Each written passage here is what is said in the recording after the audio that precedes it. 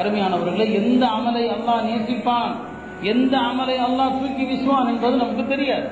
அதனால நாம செய்யக்கூடிய எந்த அமலானாலும் அதை ஏற்றுக்கொள்ளப்படுவதற்கான வழிகள் என்ன? அதுல ஒரு சில வழிகள் நமக்கு அல்லாஹும் அல்லாஹுடைய ரசூலும் காட்டி தந்த அமல்கள் ஏற்றுக்கொள்ளப்பட நாம் என்ன செய்ய வேண்டும்? முதலாவது விஷயம், எந்த அமலும் ஏற்றுக்கொள்ளப்பட வேண்டுமானால் முதலாவது விஷயம் என்ன? தர்மமாக இருந்தாலும் சரி, எதுவாக இருந்தாலும் சரி, நாம இருப்பதில் நல்லதை செய்வது, இருப்பதில் நல்லதை செய்யணும், அமல்கள் ஏற்றுக்கொள்ளப்படும். ஹஜ்ரத் ஆதம் அலைஹிஸ்ஸலாம் தன்னுடைய 2 மகன்கள் ஹாபீல் காபீல் இடத்துல சொன்னாங்க, அல்லாஹ் என்னிடத்துல ஒரு ஒப்பந்தம் செஞ்சிருக்கிறான், உங்களுடைய பிள்ளைகள் எனக்காக ஒரு குர்பானியை செய்ய சொல்லுங்கள். யாருடைய குர்பானியை நான் ஏற்றுக்கொள்வேனோ அவருடைய புகழ் உலகம் உள்ளவரை நீடித்திருக்கும். அதனால அவங்கள குர்பானியை செய்ய சொல்லுங்கன்னு அல்லாஹ் சொன்னான். ஆதம் அலைஹிஸ்ஸலாம் ஹாபீல் காபீல் இடத்துல சொன்னாங்க, அல்லாஹ் இப்படி சொல்லி இருக்கிறான், 2 பேரும் ஏதாவது குர்பானி கொடுங்க. யாருடைய குர்பானி அல்லாஹ் ஏற்றுக்கிறான்னு எனக்கு தெரியல. ஹாபீல் என்ன செஞ்சாரு? அவர் கால்நடைகள், ஆடுகள் வளர்த்தார். தன்னிடம் உள்ள ஆடுகள்ல ஆக சிறந்த ஆட்டை அறுத்து அதை ஒரு மலையில கொண்டு போய் வச்சுட்டார். காபீல் அவர் விவசாயியா இருந்தார். அவர் தான் அறுவடை செய்தவற்றில் மட்டமானதை, ஆக மோசமானதை கொண்டு போய் அல்லாஹ்வுக்காக குர்பானி அந்த காலத்துல மலையில போய் வச்சிருவாங்க. ஏற்றுக்கொள்வதற்கு அடையாளம் என்ன? யாருடைய தர்மத்தை அல்லாஹ் கபூல் செய்ய நாடுகிறானோ ஒரு நெருப்பு ஒன்று வானத்திலிருந்து இறங்கும். அந்த நெருப்புக்கு அல்லாஹ் ஒரு கழுத்தையும் கொடுத்திருப்பான். அது அப்படியே அந்த தர்மத்தை கவி கொண்டு போயிடும். ஹாபீலுடைய அந்த தர்மம், அவர் கொடுத்த ஆட்டு குர்பானி சிறந்தது, அதை அல்லாஹ் எடுத்துக்கொண்டு போயிட்டான். அல்லாஹ் அதை அந்த நெருப்பு எடுத்துக்கொண்டு போனது. காபீலுடையது நிராகரிக்கப்பட்டது. என்ன காரணம்? இருப்பதில் மட்டமானது அவர் செஞ்சாரு. அப்பதான் அல்லாஹ் இந்த ஆயத்தை இறக்கினான், இன்னமா யதகப்பலுல்லாஹு மினல் முத்தகீன். அல்லாஹ் எல்லாருடைய அமல்களையும் ஏற்பதில்லை, இறையச்சமுடையவர்களுடைய அமல்களை தான் அல்லாஹ் ஏற்றுக்கொள்றான். அதனாலதான் இந்த ஆயத்தை நினைச்சா நம்முடைய முன்னோர்கள் எல்லாம் அழுது விடுவார்கள். இந்த ஆயத்து இறையச்சமுடையவர்களை அமல்களை மட்டும்தான் அல்லாஹ் ஏற்றுக்கிறான். வஹாபியுடைய தர்மம் ஏற்கப்பட்டது, உள்ளதுல நல்லதை கொடுத்தார். அதனால நீங்க தர்மம் ஏற்றுக்கொள்ளப்படணும்னா அல்லாஹ் சொல்வது போல அன்ஃபிகு மின் தையிபாதி மா கஸப்தும், உள்ளதுல நல்லதை கொடுங்க, இருப்பதுல நல்லதை கொடுங்க. நாம இருப்பதுல மோசமானதை கொடுக்கிறோம், இருப்பதுல கெட்டு போனதை கொடுக்கிறோம், மிச்சமானதை கொடுக்கிறோம். நாம சாப்பிடுவது எதுவோ அதை தர்மமா செய்யறாங்க, ரொம்ப குறைவு, ரொம்ப அரிதாக செய்யறோம்.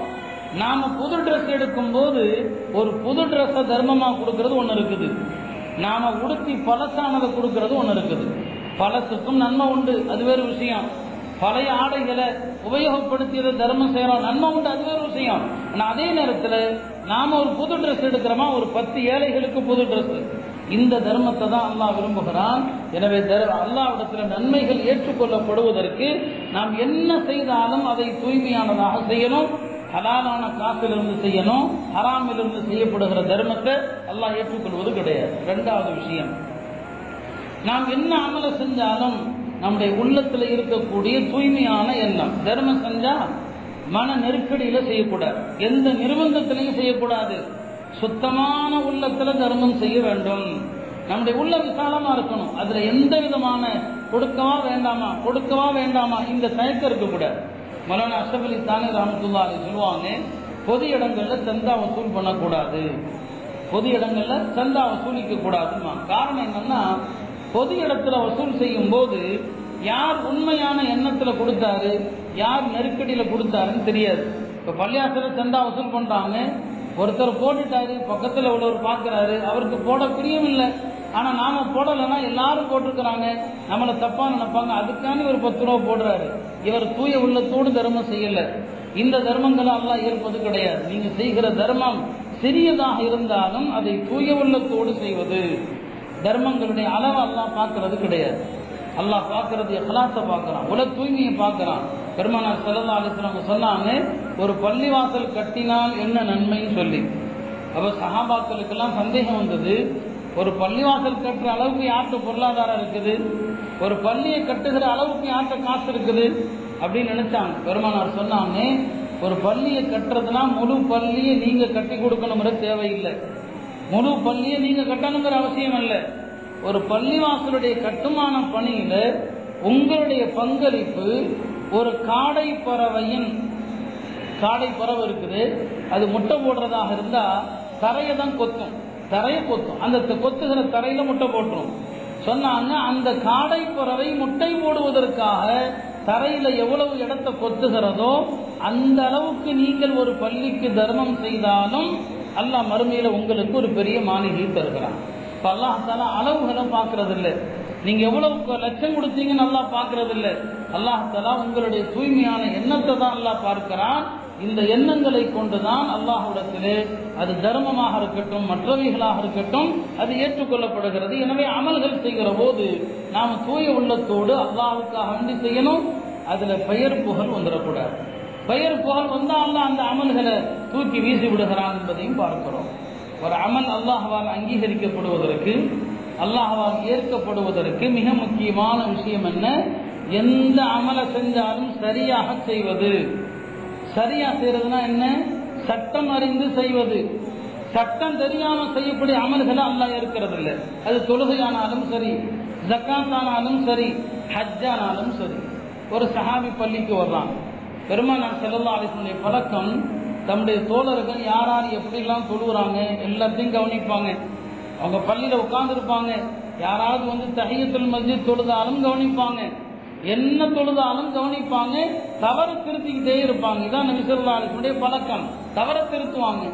அப்படி வருகிற ஒரு நாள் உட்கார்ந்து இருக்கிறாங்க, ஒரு சஹாபி வந்த தொழுதார் 2 ரக்காத், வேக வேகமாக தொழுது விட்டு வந்து பெருமானார் ஸல்லல்லாஹு அலைஹி வஸல்லம் அவங்களுக்கு சலாம் சொன்னார். ஸலாம் அலைக்க யா ரசூலல்லாஹ்.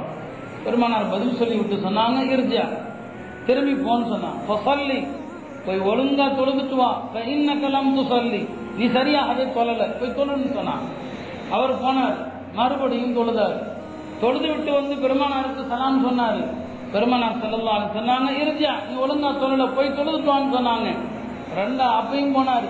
மொத்தம் 3 தடவை திருப்பி அனுப்பப்பட்டு அப்புறம் வந்து சொன்னார், யா ரசூலல்லாஹ், இதற்கு மேல் எனக்கு எப்படி தொழணுங்கிறது தெரியாது, எனக்கு சொல்லிக் கொடுங்க. எவ்வளவுதான் எனக்கு தெரிஞ்சது, இதுக்கு மேல எனக்கு தெரியாது, எனக்கு சொல்லிக் கொடுங்க. அந்த சஹாபிக்கு பெருமானார் ஸல்லல்லாஹு அலைஹி வஸல்லம் அவர்கள் தக்பீர் தஹரீமாவிலிருந்து சலாம் கொடுக்கிற வரைக்கும் என்னென்ன விஷயங்களோ எல்லாத்தையும் சொல்லிக் கொடுத்தாங்க.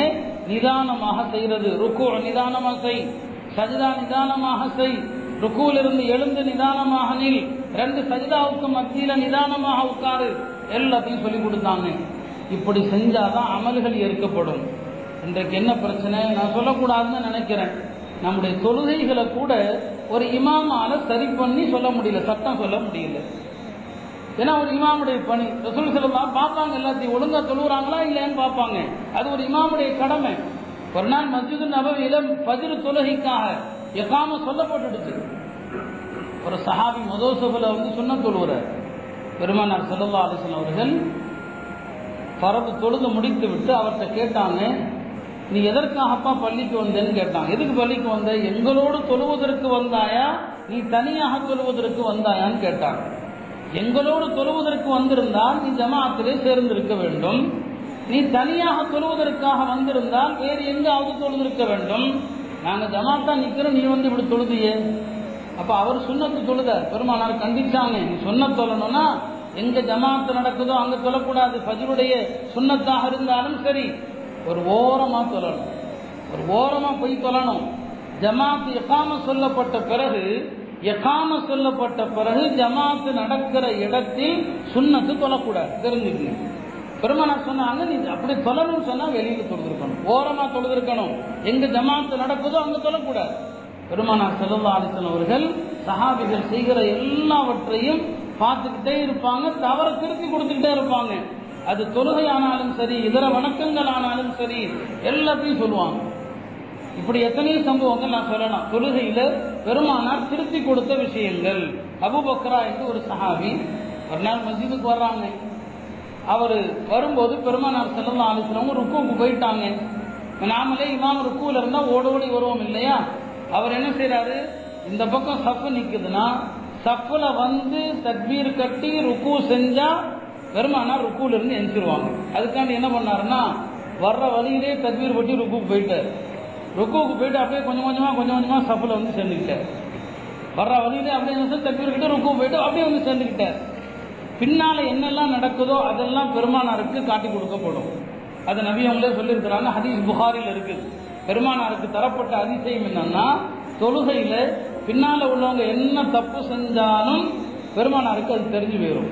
தொழுது முடித்ததும் கூப்பிட்டாங்க அபூபக்கராவை, என்னப்பா அப்படி செஞ்ச? சஃப்ல வந்து சேர்ந்து தக்பீர் கட்டி ருக்குக்கு போகாம வர்ற வழியிலே தக்பீர் கட்டி ருக்குக்கு போய் அப்படியே வந்து சேர்ந்துக்கிட்டாரு.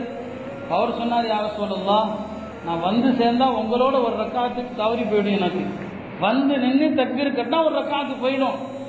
அந்த அச்சத்தினால நான் வர வர அப்படியே தக்பீர் கட்டிட்டேன்னு சொல்லி சொன்னார். அப்ப நபி அவங்க சொன்னாங்க, இனிமே அப்படி செய்யக்கூடாது, இனிமேல் அவ்வாறு செய்ய. அப்ப தொழுகையினுடைய தவறுகளை சொல்லிக் கொடுக்க வேண்டும். எந்த அமலும் அது சரியாக இருந்தாதான் ஏற்றுக்கொள்ளப்படும். அருமையான